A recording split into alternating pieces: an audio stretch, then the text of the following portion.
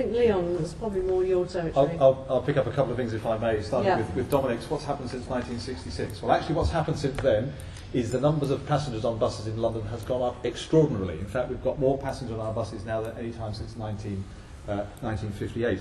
In 1966, the majority of the buses in London were operated by a crew of 2 at some huge cost. It's all now operated with a crew of 1, much more economically.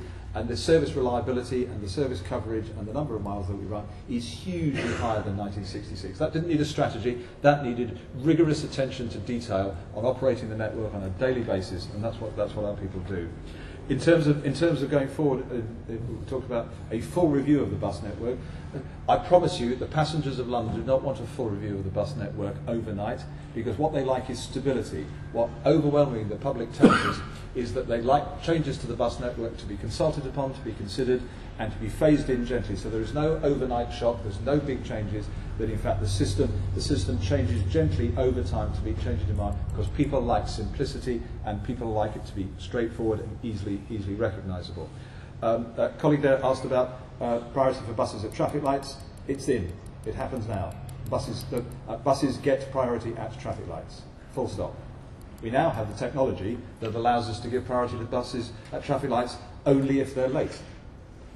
And in fact, in general, as far as the traffic in London is concerned, the fact that the traffic is moving as well as it is as a direct result of science. The science that we now have to control the traffic signals across London, to change fractions of a second in terms of the cycle time on traffic lights, is happening dynamically all of the time.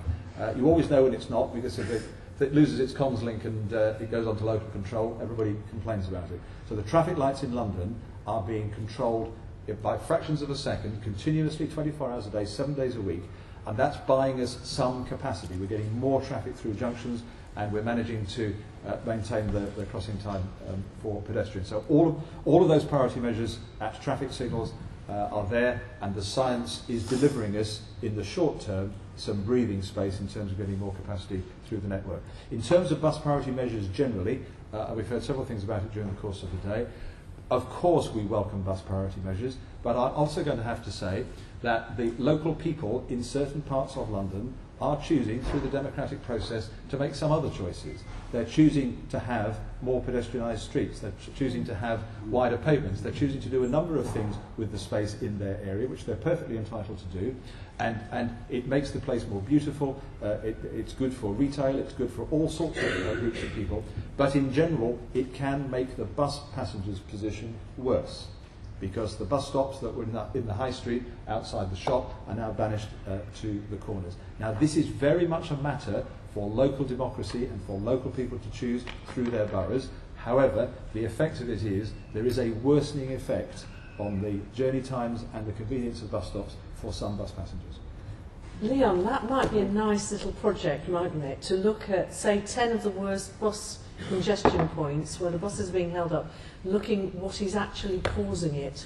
Because I think there would be a few people who are very sympathetic to sustainable transport and pedestrianisation, like myself, who would want to see some evidence that that is causing the problem, because one suspects that it's growing traffic in some areas. So, but before we have our tea break, I've promised both of my Assembly colleagues that they will come in on this section. Thank you, Val. I'm pleased that the issue of bus priority measures has come up, and it's fantastic that we've got this amazing technology now that we can be so sophisticated in terms of buses and traffic lights and so on. But I do think it really is important. I think we are very mindful on the Transport Committee to ensure that the needs of pedestrians as well as bus users are balanced, and we do need to ensure a balance on that. One of the things that we're looking at the moment, now we've done our bus review, we're actually doing a big investigation into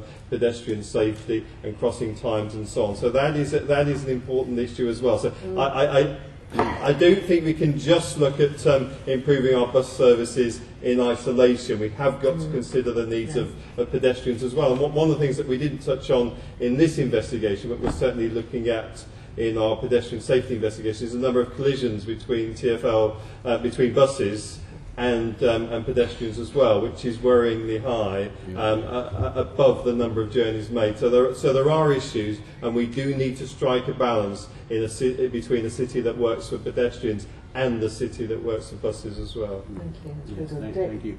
Yes, Val, I would totally agree with what Darren just said about safety, and there are some doughty campaigners who are regularly in touch with us on the Transport Committee. There's a chap called Tom Kearney who writes to us, having had an accident involving a bus in the past, and he is very, very zealous in campaigning for much greater safety in the operation of the bus services. But